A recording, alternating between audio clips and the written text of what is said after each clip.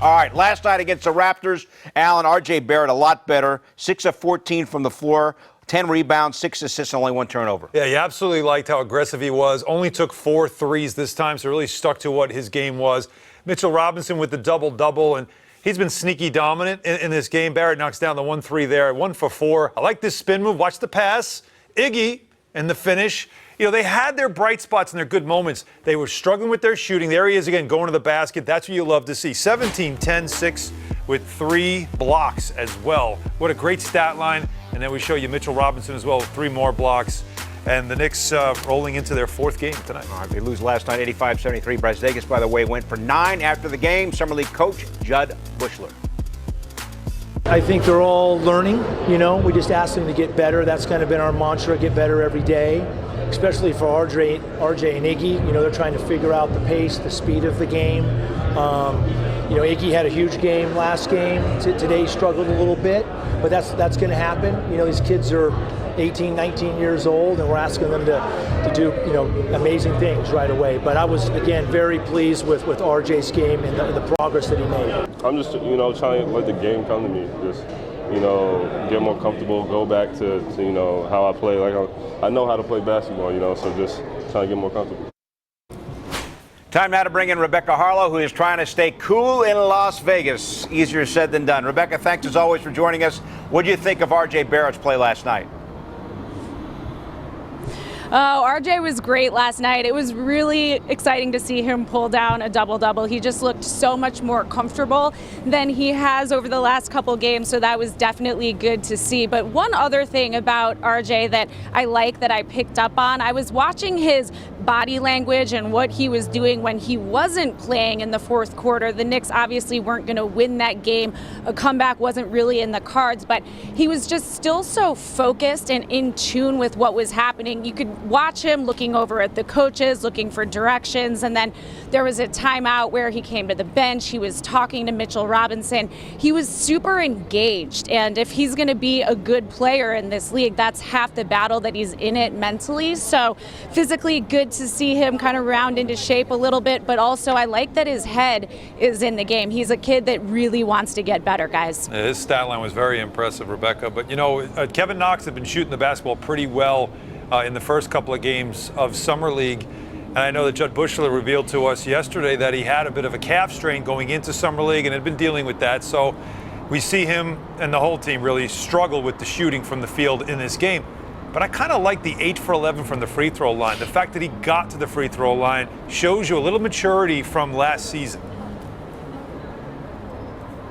Yes, well, the coaches said last season that they wanted Knox getting to the free throw line 5-6 times a game. So the fact that he was able to do that, particularly when he wasn't shooting the ball well, is something that the coaches were happy about, because that's what they wanted him to do last year when he was up and down. So that's solid from Kevin Knox. But guys, one thing that I think is really going to be great for Knox this year is that he's going to get pushed. When you look at RJ Barrett, he's doing a lot of the things that the coaches want to see from Knox. They want to see him rebounding, pushing the ball, getting out in transition. RJ's doing that. So the fact that there's going to be some competition from these younger rookies, and then you look at Iggy, he's just so tough. He brings that toughness, that edge to the game.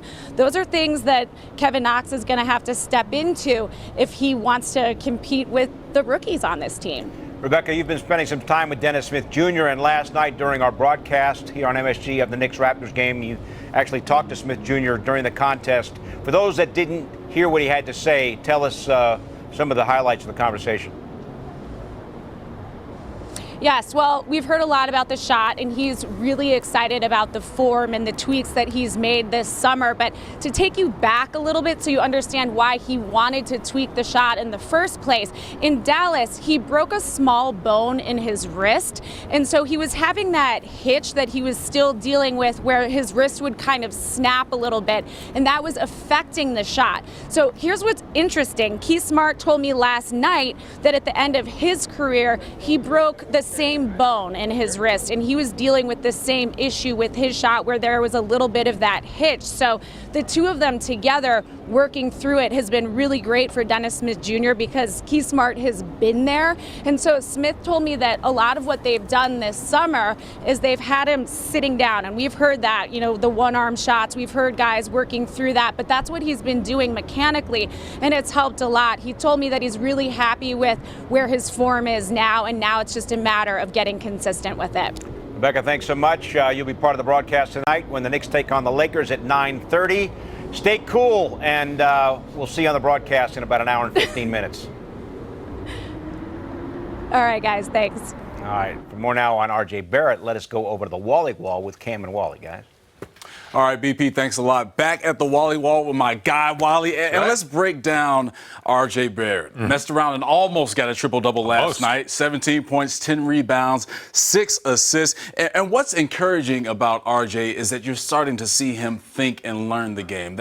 Heard Rebecca talk about the comfort level, how that's growing, all right? So let's break down 2 of his 17 points and how he was able to get that. And also the adjustments he's making from game to game. Obviously, he struggled in the first game, but then he came out in this game and he just looked a lot more controlled. Didn't look like he was rushing, still stayed aggressive, which was great. Here he reads his defender, frees it there. Now when he gets his defender on his hip, he's got the angle to the basket and he gets to the basket quickly. And this is an NBA move right here. And this is what he has at 19 years old. He's got the strength to seal his defender. So when he gets him on his hip, he hesitates, turns the corner. Right now the defender's dead. The only thing that could stop RJ Barrett is help defense. He knows to create body contact and he's strong for his age. That's what I love about him. I can tell a guy's going to be a good NBA player based on his strength and how he moves on the floor.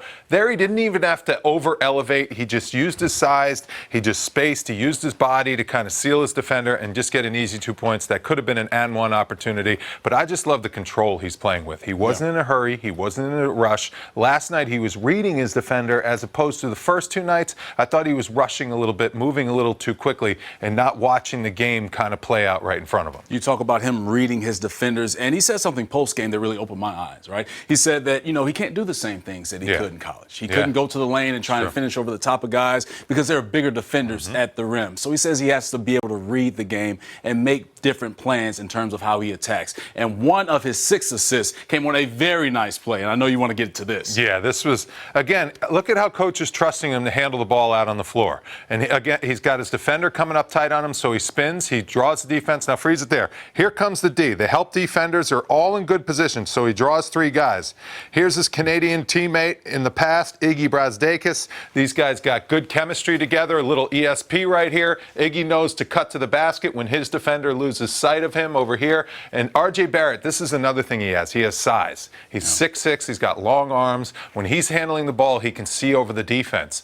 Makes a nice slip pass to Iggy Brasdakis, and Iggy's showing some sneaky athleticism. He's had a couple nice finishes that I think a lot of NBA scouts were questioning.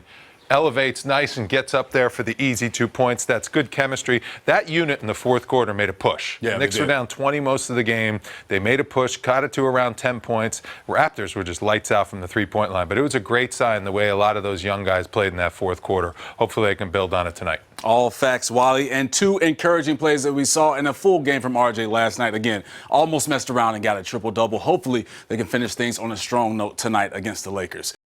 For more great videos from the MSG 150, check out right there. And remember, our show is on Monday through Thursday, 8 to 10:30 p.m. on MSG Network and MSG Go.